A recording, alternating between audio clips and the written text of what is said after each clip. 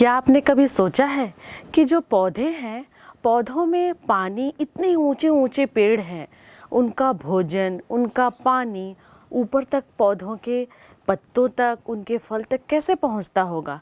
ये हमेशा हम सोचते हैं, जब बड़े बड़े पेड़ देखते हैं, ट्रीज़ देखते हैं, तो आप भी सोचते होंगे कि इनको पानी कहाँ से मिलता होगा। बारिश तो होती है, लेकिन पौधे प्रकाश संश्लेषण भी करते हैं, उनके जड़ों से उनका भोजन और उनका पानी ऊपर की तरफ जाता है। पौधे अपने जड़ों से पानी, जल लंबी दूरी तय करते हैं। ये जाइलम और फ्लोएम के द्वारा होता है। लेकिन जो छोटी दूरी है, कम दूरी है, एक विसरण के द्वारा होता है। विसरण जो एक डिफ्यूज़न उसे कहा जाता है। ये सारे, इनको कहा जाता है पौधों में परिवहन। अर्थात हम इस लेसन में ये देखने वाले हैं कि पौधों को भोजन, पौधों के पूरे शरीर में, जैसे कि हमारे शरीर में हम लोग देखते हैं परिसंचरण तंत्र है, तो क्या पौधों के शरीर में है? पौधों के शरीर में उनका भोजन पानी कैसे जाता है, इसके बारे में पढ़ेंगे। पौधों में जो परिवहन है वो दो प्रकार से होता है, आगे हम देखेंगे। सक्रिय परिवहन कहते हैं और एक निष्क्रिय परिवहन। किसी भी सेल के पास प्लाज्मा मेम्ब्रेन होता है। किसी भी सेल के पास प्लाज्मा मेम्ब्रेन, जैसे आप देख रहे हो, जिसको पार करना जो है ना मुश्किल होता है। अलग अलग पदार्थ अलग अलग तरीके से इस प्लाज्मा मेम्ब्रेन को पार करते हैं।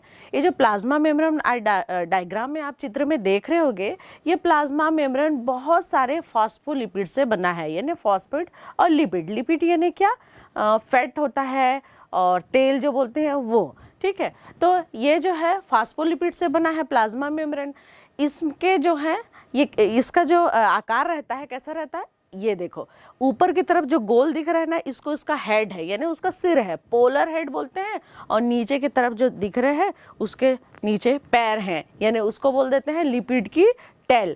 तो जो ऊपर वाला पोलर हेड होता है ना, वो हाइड्रोफिलिक होता है, हाइड्रोफिलिक, और यानी कि उसको पानी से प्यार है, ठीक है। फिर नीचे जो लिपिड की टेल आप देख रहे हो, वो है लाइपोफिलिक। इसका मतलब उसको लिपिड से प्यार है, लिपिड वाले पदार्थ उससे निकल जाएंगे। ये प्लाज्मा मेम्ब्रेन का स्ट्रक्चर हम बता रहे हैं ना कि ये फॉस्फोलिपिड से बना है। उसमें ऊपर वाला जो है पोलर हेड है, नीचे लिपिड की टेल है, और जिसमें ये दोनों प्रेजेंट होता है ना, उसको हम एम्फीपैथिक बोलते हैं। जिसमें पोलर हेड और लिपिड की जो टेल है दोनों प्रेजेंट होती है, तो इसको हम लोग एम्फीपैथिक बोलते हैं। प्लाज्मा मेम्ब्रेन में देखो फॉस्फेट की दो लेयर होती है। ऊपर की तरफ हेड देख रहे हो, नीचे की तरफ हेड देख रहे हो, जो दोनों की तरफ सिर देख रहे हो, है ना, और बीच की तरफ क्या है? लिपिड की टेल है। इसका मतलब क्या है? ज़्यादा पोर्शन किसका बना हुआ है? लिपिड का। यानी इसमें ऐसे पदार्थ आर पार हो पाएंगे प्लाज्मा मेम्ब्रेन से जो ज़्यादा लिपिड से प्यार करते हैं, जो लिपिड से सॉल्युबल होंगे, ठीक है। और अधिकतर इससे कैसे, जो छोटे होंगे, चित्र से आप समझ रहे होंगे कि जो छोटा चीज़ है वो ज़्यादा उससे आर पार हो जाएगा, जो बड़े चीज़ हैं उनको आर पार होने में परेशानी होगी। यानी मैं ये बताना चाह रही हूँ कि एक कोशिका से दूसरी कोशिका में भी फूड और वाटर जाते हैं, यानी कम दूरी का है, और जो बहुत दूरी का रहता है वो तो जाइलम फ्लोएम से जाता है। तो एक कोशिका से दूसरी कोशिका में प्लाज्मा मेम्ब्रेन को पार करना पड़ेगा। अब प्लाज्मा मेम्ब्रेन जो है ना, उसमें जैसे मैंने लेयर बताया कि कोई कोई ही जा पाएगा, सभी के सभी नहीं जा पाएंगे, क्योंकि उसमें क्या, लिपिड का और फॉस्फेट दोनों का लेयर है।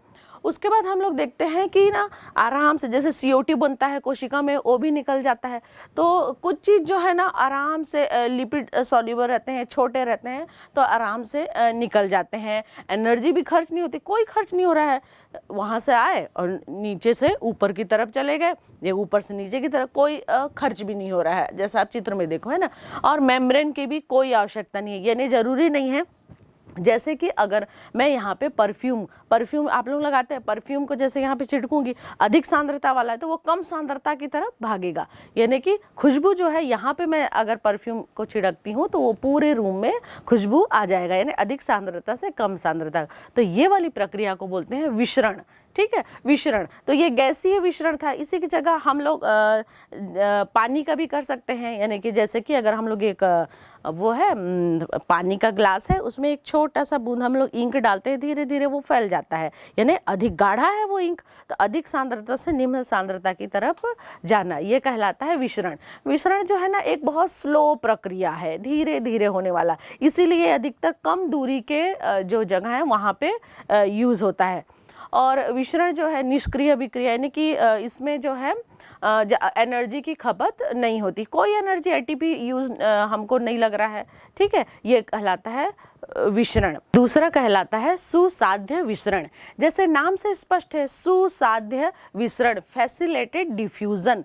क्या लग रहा है, यानी इसको हमको कुछ फैसिलिटी देनी पड़ेगी, कुछ साधन देना पड़ेगा किसी चीज को मेम्ब्रेन को पार करने के लिए, यानी कि अब मेम्ब्रेन से वो पार नहीं हो पा रहा है क्योंकि बड़ा है, यानी जो मेम्ब्रेन है ना उसमें कुछ प्रोटीन भी रहते हैं, तो अब पार करने के लिए जगह तो चाहिए, तो कुछ जो प्रोटीन है ना वो क्या करते हैं, एक निर्माण करते हैं एक चैनल का।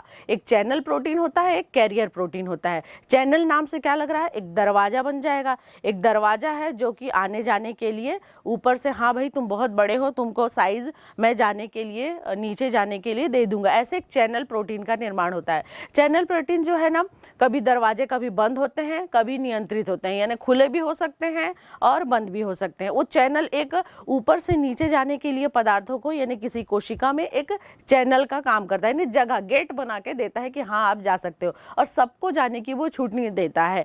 वो हर चीज यानी कि अणुओं को, पदार्थ को चूज करता है कि हाँ, जैसे किसी पार्क में कोई एंट्री है कि हाँ छोटे बच्चों को परमिशन नहीं है, बड़े लोग ही जा सकते हैं, ऐसा वो चयन करता है, उसके बाद ही कोशिका के अंदर किसी चीजों को जाने देता है। इस प्रकार जो चैनल प्रोटीन है एक रास्ता बनाकर देता है, ये कहलाया चैनल प्रोटीन। दूसरा वाला है कैरियर प्रोटीन। नाम से स्पष्ट होता है कैरियर, यानी किसी चीज को कैरियर करेगा, कैरी करेगा, यानी कि क्या करेगा। चैनल प्रोटीन तो रास्ता बना दिया था, खुला था, कोई फीस नहीं लग रहा था, कोई बिना एटीपी खर्च के जा रहे। कैरियर प्रोटीन भी, अब इसमें भी कोई भी खर्च नहीं लगेगा, लेकिन क्या होगा, कैरियर वो अपना क्या करेगा, आकार बदल देता है, ऊपर से लेता है, नीचे तरफ अपना आकार बदलता है और पलट के उसको दे देता है, लेता है, दूसरा नीचे ले, यानी सेल के अंदर किसी चीज को आने के लिए पहले वो लेगा, उसके बाद नीचे देगा, यानी कैरियर प्रोटीन जो है कैरी करता है, फिर अपना आकार शेप बदल लेता है और नीचे पहुंचा देता है। इस प्रकार जो कैरियर प्रोटीन है अपना कार्य करता है, यानी किसी भी पदार्थ को जाने में जो प्रोवाइड करते हैं, क्या साधन प्रोवाइड करते हैं, ये है सुसाध्य विसरण है। जो चैनल प्रोटीन बताई मैं कि एक चैनल बना के, रास्ता बना के दे देते हैं, और दूसरा है कैरियर प्रोटीन। कैरियर प्रोटीन क्या किए, लेके अपना आकार बदलकर दे दिए, जैसा आप चित्र में देख रहे हैं। उसके बाद आते हैं एक पोरीन। पोरीन एक प्रकार के प्रोटीन है जो कि माइटोकॉन्ड्रिया, प्लास्टिड जो बैक्टीरिया हैं उनमें एक बड़े, इतने बड़े छिद्र रहते हैं जो कि छोटे छोटे प्रोटीन को भी अंदर जाने दे देते हैं, ये पोरीन है। उसके बाद अब कभी कभी जल को भी जाना है, तो जल को कोशिका के अंदर या बाहर जाने के लिए एक्वा पोरिन्स बन जाते हैं। 8 तरह के जो पोरिन्स है मिलकर एक एक्वा पोरिन बनाते हैं, जो या जल मार्ग बोलते हैं, जो कि जल को अंदर बाहर जाने में हेल्प करता है। इस प्रकार इसे हम एक्वा पोरिन कहते हैं, जैसा कि आप चित्र में देख रहे हैं। जैसे कि आप अपने बुक में देख रहे होंगे, ये वाला क्या है, चैनल प्रोटीन है, सिंपल, यहाँ से वहाँ चैनल जा रहा है। बुक में चित्र दिया हुआ है। कैरियर प्रोटीन क्या है, यहाँ से ये लेता है, अपना शेप बदलता है और दूसरे तरफ ले जा रहा है। ये वाला चित्र आपके बुक में दिया हुआ है। और इसको हम लोग ऐसे भी समझ सकते हैं कि 3 विधि से, यूनिपोर्ट, सिम्पोर्ट और एंटीपोर्ट। यूनिपोर्ट जैसे कि माना कि यूनिपोर्ट यानी नाम से स्पष्ट है, यूनिपोर्ट चित्र में देखो, यानी जैसे पोटेशियम अकेले है, मैं अकेले ही तुमको इस सेल के अंदर जाने दूंगा, अकेले ही, इसलिए इसको यूनिपोर्ट बोलते हैं। अकेला जा रहा है ना, इसलिए इसको बोल देते हैं हम लोग यूनिपोर्ट, एक ही दिशा में एक अणु को जाने देता है। और दूसरा होता है सिम्पोर्ट, यानी 2 तरह के जो अणु है ना साथ ही जाना है, अकेले रहोगे तो नहीं जाने दो। जैसे मैं और आप मेरे स्टूडेंट हो, तो सिम्पोर्ट क्या करता है कि मैडम जाएगी, मैडम के साथ एक स्टूडेंट भी, तभी दोनों आगे बढ़ेंगे। सिम्पोर्ट दोनों मिलकर आगे बढ़ेंगे, तो सिम्पोर्ट अकेले अगर ये स्टूडेंट रहेगा और मैडम तो नहीं जाने देगा, दोनों रहेंगे तभी हमको अंदर जाने देगा, ये होता है सिम्पोर्ट। और तीसरा होता है एंटीपोर्ट, नाम से स्पष्ट है, एंटी, मैडम यहाँ से जाएगी तभी वहाँ से एक स्टूडेंट आएगा, ठीक है, एंटीपोड। मैडम जा रही है, चित्र में देखो आप लोग, एक जा रहा है एक अणु तो दूसरा अणु आ रहा है, तो इसको बोल देते हैं हम लोग एंटीपोड। ठीक है, तो इस प्रकार ये सुसाध्य विसरण और विसरण जिसमें कोई भी खर्च, एटीपी की कोई भी खर्च नहीं हो रहा है, आराम से हो रहा है। खर्च कब होता है? जब मैं जबरदस्ती करूंगी, है ना, कि हाँ भाई तुमको जाना ही है। तो इस ये जैसा हो रहा है, मैंने जैसे बताया एग्जाम्पल, इसका एग्जाम्पल है सक्रिय परिवहन या एक्टिव ट्रांसपोर्ट इसको बोलते हैं। इसका मतलब क्या है कि कोशिका के बाहर ना बहुत कम है और अंदर की तरफ बहुत ज़्यादा है।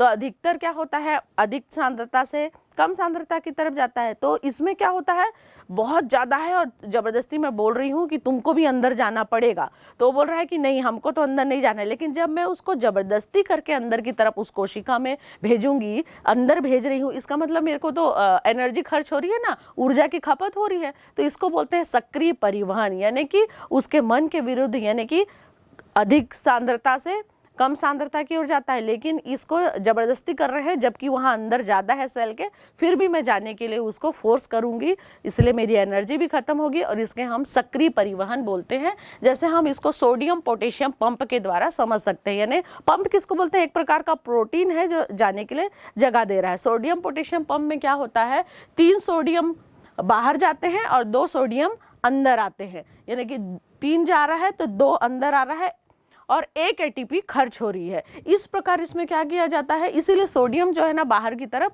ज़्यादा रहता है, यानी अंदर की तरफ तो बहुत ज़्यादा सांद्रता है, फिर भी ज़बरदस्ती हम उसको ढकेल रहे हैं कि तुमको जाना पड़ेगा। इसे बोलते हैं सक्रिय परिवहन।